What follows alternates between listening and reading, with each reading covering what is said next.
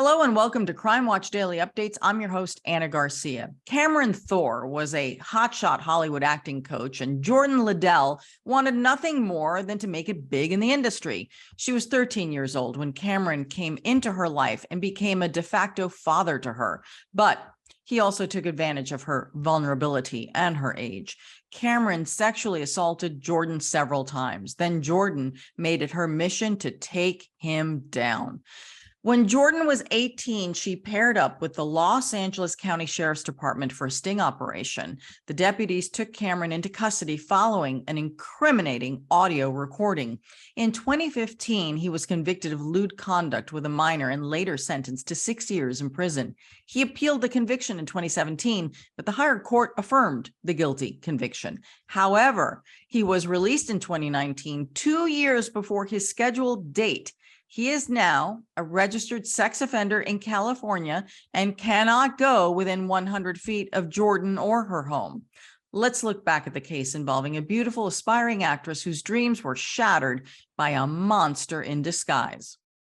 Jordyn Ladell, the classic California girl, spending days on the sands in Malibu and nights dreaming of what could be.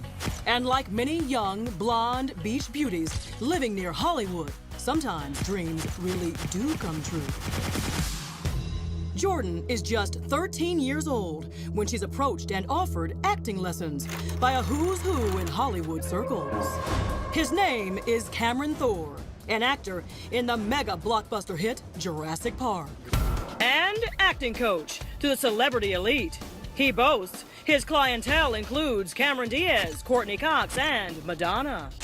The sweet, shy, innocent Jordyn is excited and grateful for the opportunity. Your first impression of him was what? I thought he was the most amazing person in the world. I looked up to him like a dad, because at that time, parents were having issues. We weren't all getting along the best, and me and my dad didn't have the best relationship back then, so he kind of took that role. A father figure, acting coach, but Cameron Thor had a different role in mind. What happened the first time? He just put his hands on my leg, on my thigh. He rested his hand on my thigh and sat next to me, but I'd never done an acting lesson, so I just assumed that's how it went. Jordyn is a naive kid. The unsupervised lessons continue. She's 13, he's 49. Cameron Thor has an eye for talent and young girls. He blocked the door, which was weird, and I was like, that's not right. At the end, my mom was calling, and I was standing here, and the door was behind him, and he wouldn't let me leave. And he kept saying, your mom can't see me like this, your mom can't see me like this. And then he hugged me, pressed his penis up against me, and said, you make me I can't have your mom see me like this. That's not something I get told on the regular at 13. So I was like, what? Like, what do you mean? And then I was like, I have to go. And finally, he let me go. Jordyn is scared. She doesn't know what to do. Remember, this is a man she trusted. I was 13, like I couldn't even defend myself. I didn't know. How was I supposed to know that someone doing that to me was trying to hurt me, or someone who cared about me and said they loved me and was a dad to me would hurt me like that? I didn't know that. Not wanting to believe her beloved acting coach and surrogate father is a monster, Jordyn agrees to another lesson. This time, Cameron Thor says he's taking her for a drive to Malibu. I knew the way to Malibu. I live here. I live over the canyon from the beach, and we did not go to the beach. He made a right turn, and I was like, whoa, whoa, where are you going? Like, this isn't the way to the beach. Cameron pulls over on the side of the canyon road. The only thing he'll be teaching today is a hard life lesson. Never even seen weed before. And he put the pipe up to my mouth and told me to smoke it, and I just started coughing. I didn't know what to do, so I just wasn't doing it right. So he smoked it, grabbed my face, grabbed me by the back of the hair, and pulled my head to him and started kissing me and blowing smoke into my mouth in the front seat. And then told me to get in the back. Once in the back seat, Jordyn claims Cameron undresses and sexually assaults her. What did Cameron Thor do to you? He raped me. He took my life. He took me. He took my identity. He took my self-esteem. He took my self-worth. He took my virginity. He took control of anything that I could have had of control for myself. That's supposed to be special for someone. I didn't get that. I still have so little value in myself, and I try. I've been to therapy and I've had help, and I try, but there must have been something wrong with me. Riddled with guilt, Jordyn stays quiet about the incident, doesn't even tell her parents. Then the night terrors began. I'd wake up screaming with a nightmare every night and have my parents standing over me, telling me it's okay, and me waking up sweaty, and crying and freaking out, not knowing what's going on. It's during a trip to the dentist. The ugly truth is revealed when Jordyn wakes up from anesthesia.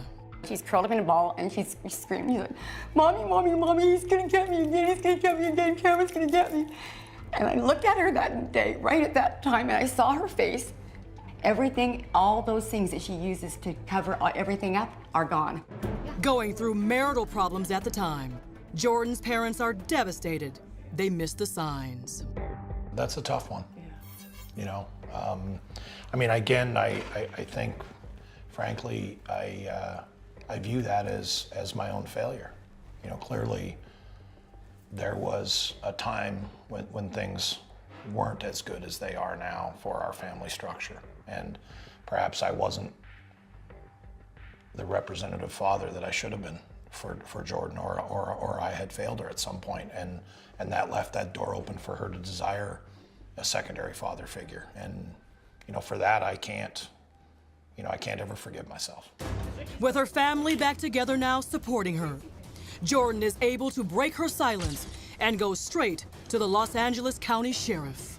She told us that she went to Cameron Thor's residence for an acting lesson, and after the acting lesson, he drove her to a secluded area in the Agora Hills, and he sexually assaulted her. You can clearly hear the pain still in Jordyn's voice as she describes the attack to detectives.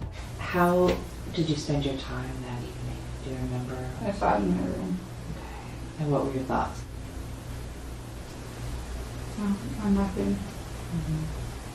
She was just, I was just sad. Felt sad. And did you write anything, text anybody? This is an actual recording of Cameron talking to Jordyn, who's choking back tears and anger. I've always had this mad desire to you. Now 18.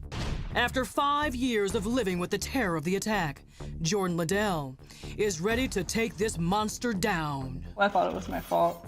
It ruined me. It destroyed me. That part of me is dead.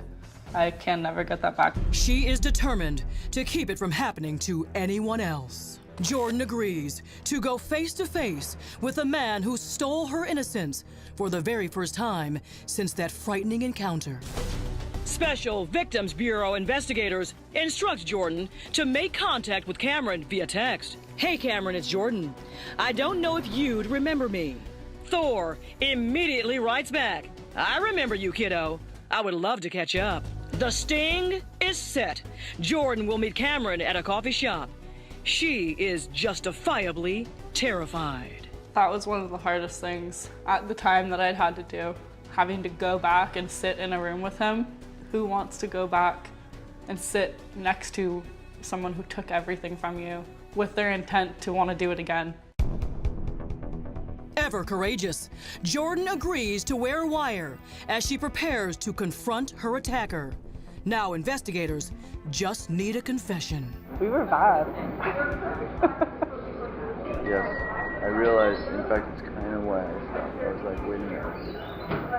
I know, you just stopped talking to me. Well, because I didn't want to get you in trouble, because I realized, despite how mature you are and how different you are than the average person, you were also an age where I could get you in real trouble, or I could get you in real trouble. Right. Deputies are listening, but the first sting is a bust. There's insufficient audio proof to make an arrest. Jordyn claims Cameron whispered incriminating portions of their conversation on purpose. She is devastated. What did he whisper to you that only you could hear? You were only 13. That was bad. We were so bad. Can't believe I did that to you. All that stuff. He said it so quiet, pardon my language, but like he knew that he was being recorded. 2 months later, investigators regroup. Still working undercover, Jordyn places a cell phone call to Cameron. My mind is swamped with images. Oh, really? Oh, God, Jordyn. Look at yourself. Well, what about me? You're beautiful. Thank you. You're welcome. And you're young. I am young. I'm not that young, though. Very You're legal. smart. Oh my God, the last time I was in your car, I was like, what, 13, 14? Yes. 13, oh my God. And I'm an adult now. We could have so much fun now. Can you imagine you stretched out? I'm sure you can imagine me stretched out. I can't. Then, this bombshell. I've always had this mad desire to you. You have. Yeah, which is a really direct way to put it. Well, we always could. I just want to twist you around like a little spider monkey and watch you. That is what I would like to do. Investigators have heard enough. The Special Victims Bureau rushes in for an arrest. Jordyn is there with her father, hiding in their car, watching and recording every moment as the sheriff's deputies move in. Look at that creepy mother. Is he in handcuffs? Oh my God, Jordy. Yes. An emotional Jordyn calls her mom from the car. Mama. Yes. They got him. I do. He's in the car driving away. You can police cop. Yeah. Hey. Yeah, they got him. I was jumping around with my hands in the air, screaming, the biggest smile on my face. So happy, we got him, it's done, I'm done. Now, LA Sheriff's detectives grill Thor in this audio interrogation. You're getting her acting lessons.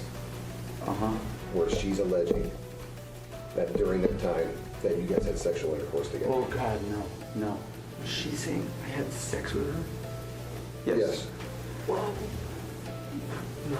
not, I didn't kiss her or touch her or do anything sexual at all with Jordyn. I did not do that. Cameron Thor was arrested, and he was ultimately charged with 11 felony counts. Those counts included kidnapping with for the purpose of rape, and also a lewd and lascivious act with a child under 14 years of age. Cameron Thor is convicted of 1 count of lewd act with a child with a special allegation of substantial sexual contact. All other charges were dropped. He is sentenced to 6 years in state prison. She's victorious.